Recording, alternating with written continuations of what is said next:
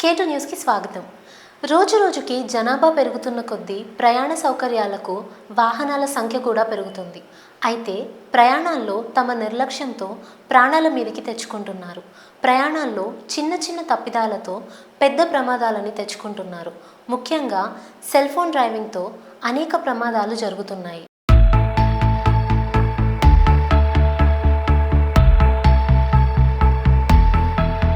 ప్రతిరోజు సుమారు 3,000 మంది రోడ్ యాక్సిడెంట్స్ వల్ల ప్రాణాలను కోల్పోతున్నారు. అందులో చాలా కేసుల్లో సెల్ ఫోన్ వాడడం ఒక ప్రధాన కారణం. ఒక్క క్షణం చాలు ఒక మెసేజ్ చదవడానికి. కానీ ఆ ఒక్క క్షణంలోనే మీ వెహికల్ క్రాష్ కావచ్చు అజాగ్రత్తగా ఉంటే.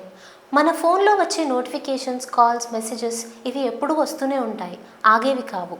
కానీ డ్రైవింగ్లో ఫోన్ ఉపయోగించడం అనేది చాలా ప్రమాదకరం. వరల్డ్ హెల్త్ ఆర్గనైజేషన్ ప్రకారం మీరు రోడ్ నుండి పక్కకు చూసినప్పుడు మీ కళ్ళు ముందుగా డిస్ట్రాక్ట్ అవుతాయి. మీరు ఫోన్ చూస్తూ దాని గురించి ఆలోచించినప్పుడు మీ మైండ్ కూడా డిస్ట్రాక్ట్ అవుతుంది. దీన్ని కాగ్నిటివ్ డిస్ట్రాక్షన్ అని పిలుస్తారు. దీనివల్ల మీ ఫోకస్ తప్పి యాక్సిడెంట్స్ అయ్యే అవకాశం పెరుగుతుంది. ఒక సాధారణ మనిషి యొక్క మెదడు డ్రైవింగ్ చేస్తూ మల్టీటాస్క్ చేయడానికి అనుగుణంగా ఉండదు. ఫోన్లో ఒక చిన్న డిస్ట్రాక్షన్ అయినా ప్రమాదం జరగవచ్చు. మద్యం సేవించి డ్రైవ్ చేయడం ఎంత ప్రమాదకరమో సెల్ ఫోన్ చూస్తూ డ్రైవ్ చేయడం కూడా అంతే ప్రమాదకరం. కానీ చాలామంది దీన్ని సీరియస్గా తీసుకోరు. మరి ఈ ప్రమాదం నుండి తప్పించుకోవాలంటే మనం ఏం చేయాలి? మీ ఫోన్ని డ్రైవింగ్కి ముందు డు నాట్ డిస్టర్బ్ మోడ్లో పెట్టడం ఉత్తమం. ఏదైనా ఇంపార్టెంట్ కాల్ అయితే వెహికల్ని పక్కకు ఆపి ఆ కాల్ అటెండ్ చేయాలి.